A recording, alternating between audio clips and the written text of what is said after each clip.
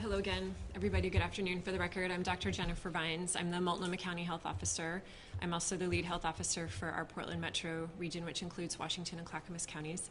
Today I'm speaking to you very much with my Multnomah County hat on, and I'm sad but not surprised to announce the first confirmed COVID-19 case in Multnomah County. I can share, I think without disclosing too much, that this is a man in the 55 to 74-year-old age range, hospitalized at the VA hospital. And that's really all I can share with you about the case, other than to say that we started our contact tracing and public health follow-up last evening as soon as the report came in. We have not found a travel link, and we believe this is another community-acquired case. So the public health follow-up is ongoing. I don't have particular details about that to share. I will say that I'm getting asked a lot, and I got asked by some of you yesterday why we're not digging deep into where people spent time and publicizing public locations that people should be aware of. So I want to address that question really clearly. I think when we assume now that COVID transmission is potentially widespread in our community, to drill down into certain specific locations or times, I don't think is useful for the public message. I think that tends to provide, that may over communicate risk to people who were in those places, who may have had just passing contact, and it may be unhelpful in reassuring people who said, oh, I wasn't there, I don't need to worry. I think at this point we all need to assume that COVID-19 is in our community, and again, our goal is collectively to be washing our hands, staying home when sick, doing our part, not because most of us are going to get this illness and go through it, but because we all are hoping to take care of each other's elderly loved ones with underlying health conditions. So that's what we need to do together as a community. And so that's what I'm really urging. I know there's been a lot of focus, appropriate focus on lab testing and supplies. Those are absolutely in the public health toolkit. You see us doing our confirmation and our contact tracing like we do in public health. And at the same time, I want to be really clear that we are all in this together, and we're all really trying to protect, again, the elderly, those with underlying medical conditions, and make sure that we can slow this virus down enough so that when people need high-level health care, that it is available to them and functioning. So as I emphasized yesterday, it's the high-risk groups and it's our health systems that are right now our top priorities. Can you talk about community acquired? If he hasn't come into contact with anyone who has coronavirus or traveled outside the country, how are people acquiring it? So the assumption is that this ill person was infected with the virus at some point in his social interactions or daily routines.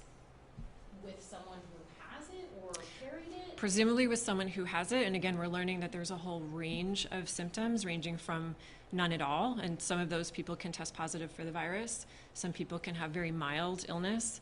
And you've seen me struggle with even the message of stay home if you're sick. Well, how sick is sick? It's very hard to say.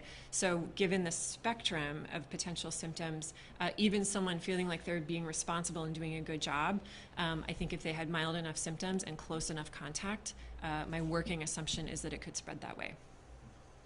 Did this man have any underlying health conditions that would put him in the hospital for this? I can't speak to that for privacy reasons. I can say in general, and again, this is information coming to us out of China, it is those people with underlying medical conditions, primarily heart and lung, but we are being cautious and expanding that to immunosuppressed, people with diabetes, people with other chronic health conditions, as being at higher risk of complications and severe disease. So in which case, under what circumstances would Multnomah County direct people to take social distancing measures more broadly? Yeah, so that's something that we're in ongoing conversations about. I happen to know that some event planners have taken it upon themselves to cancel. The Centers for Disease Control guidance is very clear about people over age 60 and those with underlying medical conditions to essentially stay home as much as they can and avoid large crowds. The Centers for Disease Control also has clear guidance about if you are going to have your event, if it is essential, then you want to lead with strong messaging about not attending if you're sick. You want to have good hand washing and hand hygiene available, and you basically want to have a plan in place should somebody become ill during your event. So this weekend there's the Shamrock Run, 10,000 runners crowding together. Should that go on? In general, outdoor exposures would be considered low risk, although it is that close, prolonged contact that we think is what transmits the virus. Again, we don't have any general specific advice for event organizers, but we are working and we are getting questions and we are trying to organize our responses, walking the line between serious social disruption and trying to mitigate this virus as it moves through our community. So how close to capacity is Multnomah County for monitoring contacts, investigating possible cases? There's some capacity to do all that work. How close to capacity is Multnomah County? I would say I have my communicable disease supervisor sitting right here. I would say we're We still have capacity to be doing that. I would say we still have plenty of capacity to be doing that work. so we still have plenty of capacity to do that work.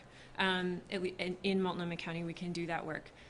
The question that we're going to have to grapple with in the days and weeks ahead is that communicable disease and infection prevention expertise best spent on locating contacts, or is it best spent helping get messages out, engaging with high-risk sites and high-risk people?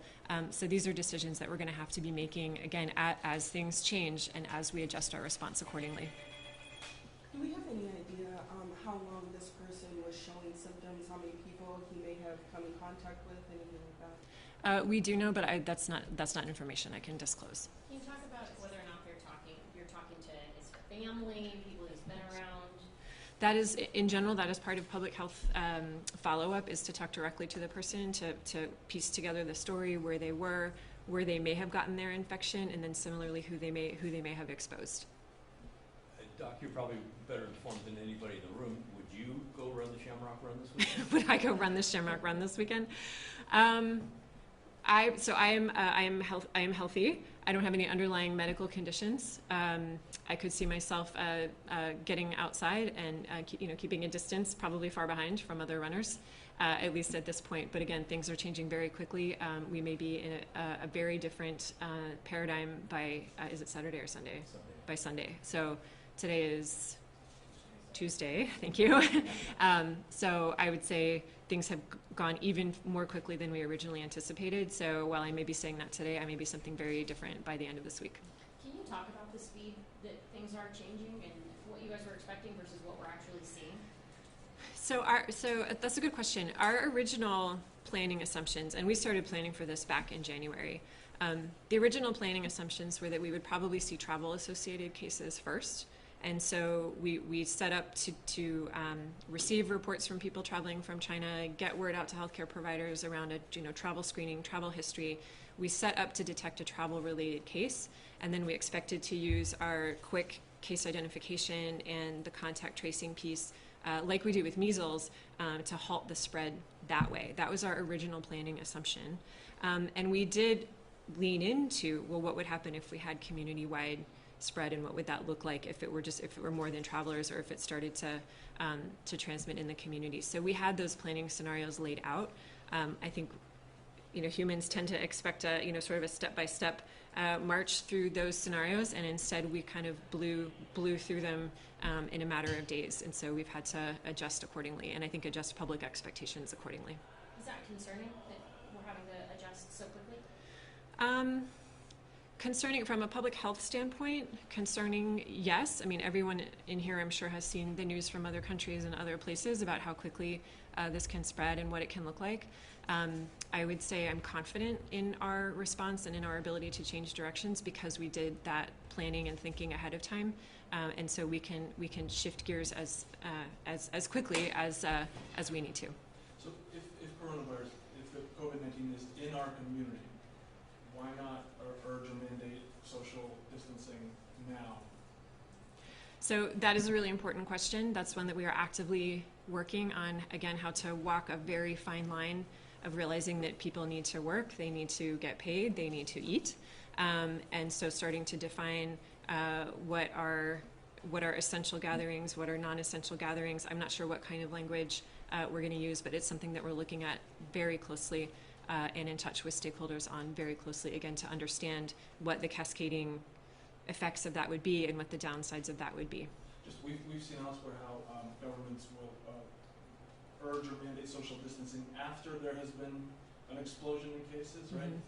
Would there be any benefit to imposing such measures or urging such measures prior to an case? Yeah, thanks for the question. So for people who have studied the history of pandemics or public health in general, those so-called social distancing measures where you keep people from gathering, those are best if they are done early. So if you wait until your emergency departments are overflowing or your ICUs are crowded, it's generally too late. It also makes them hard to implement and hard to communicate because people may not understand why all the disruption with just a handful of cases, or whatever they're going to use. So again, it's a real balancing act, and we're trying hard to get it right, and we're trying hard to be timely about it. We're hearing a lot of people say that they feel any sort of coverage or conversation about COVID-19 is blown out of proportion. What do you say to that? I hope they're right. I hope that this virus doesn't blow through our community in a way that puts people at risk and that overcrowds our healthcare system and causes a lot of wear and tear on our communities, especially our most vulnerable communities. That said, I would rather be over-prepared and leading with a cautious message, just having seen what's rolled out in other places. My job as a public health officer, that's essentially my job, is to prepare for that worst case scenario, anticipate it, and get us ready for it. And if it doesn't happen, you can all then. Do you think with these national labs up now and running with the tests that we're going to see a mushrooming of cases? I do. I think as testing increasingly becomes available, I think we are going to see more tests, which means those will get reported to public health. So pretty soon we're going to have a very long line of tests needing the kind of intensive follow-up that we're able to do for now. So I envision us beginning to prioritize those tests to places like people living in long-term care, for example, people in corrections, or people with a connection to otherwise high risk, and starting to focus our efforts there. What will the criteria be once you have more cases and more tests available? Will you change criteria for testing? I think, yeah, that's literally something I am supposed to be working on at my desk right now. And yes, I think we're trying to give some guidance, especially to our outpatient healthcare providers who are going to be looking to answer the question, well, who should we test? And in particular, we want to match that guidance to the healthcare providers to our messages to the public, which is, if you're not that sick, or you're not sick at all and you're just worried, please don't go to your healthcare system just to be tested. Again, we're really trying to manage the burden on our healthcare and health system partners. Are there two sort of levels with this? I think I've heard other doctors talk about the first piece is the containment, where you do the detective work and who did you talk to. But after a while, it's just so widespread that then you go to sort of the mitigation. Okay. And the mitigation is more the social distancing. Correct. Yeah, and mitigation involves more of the social distancing. It also involves a narrowing focus to high risk, and I've already laid those out as being health system functioning and elderly, and those with underlying medical conditions. So I understand that right now, Multnomah County and OHA are working on social distancing recommendations guidance. Is that right? So either when or under what circumstances would those actually be promulgated, right? And by what circumstances, meaning, say, number of cases or number of deaths, or is it a question of finishing the work of preparing them? I think it's a question of finishing the work of preparing them. Again, making sure we understand the downsides and the potential side effects, so to speak, of any kind of social distancing recommendations or parameters from public health. I would anticipate sometime this week some guidance, because we are getting questions, and we need to have better messaging around that for event planners and just others who are concerned. Since you're supposed to be working on this now, should we just work on it together? We just work it out. We'll brainstorm right now. Yeah.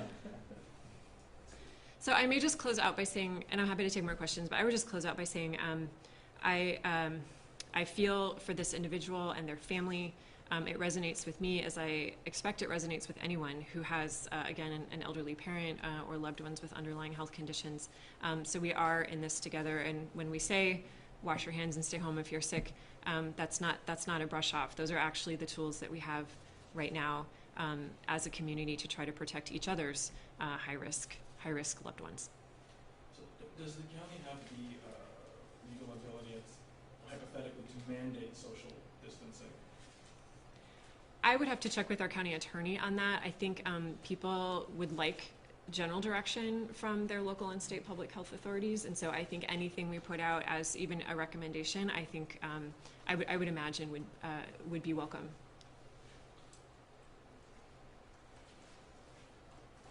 Was this last batch of tests, was that done at the public state health lab, or was this a commercial lab? This most recent test was done at the Oregon State Public Health Lab. Do you happen to know what the process is like as far as how commercial labs are going to report these cases as opposed to the Oregon State Mhm. Oregon Public Health Lab? So in general, labs done commercially that are legally required to be notified to public health, which applies to many labs and will apply to the COVID-19 lab, those are typically reported through an electronic reporting system that comes directly to the local health department of the county of residence of the individual. Is it frustrating that the capacity for the testing piece has sort of lagged behind?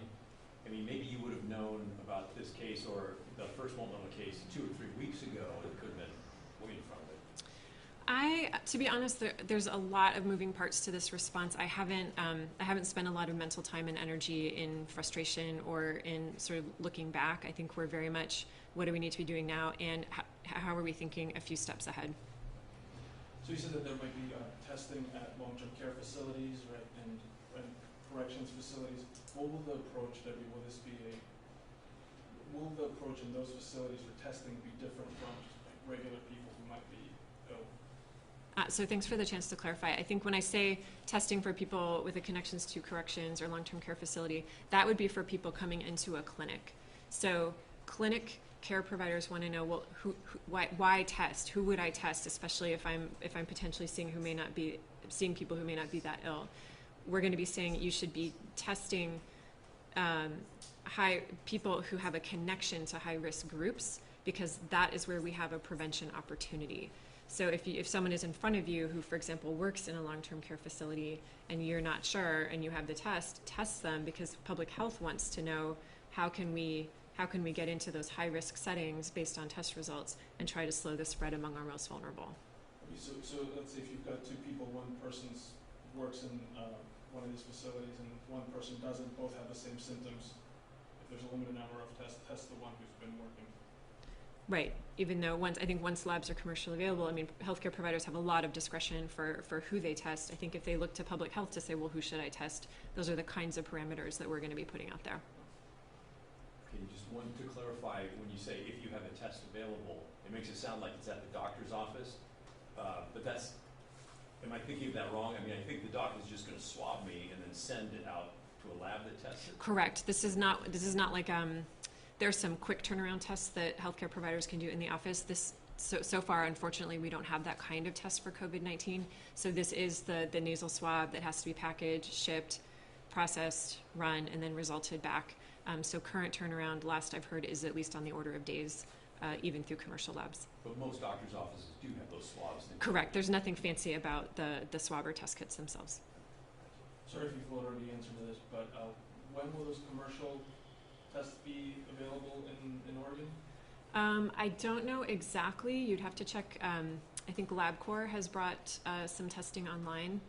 University of Washington has been in the news as a place that's also doing testing. I don't know of any others. How many people is Multnomah County monitoring as contacts or people who travel? So we can give a rough number. It's in the double digits. So it's in the tens. And what's the approximate ratio of contact to a known case in Oregon to travel? That I don't have, and I don't think I can answer.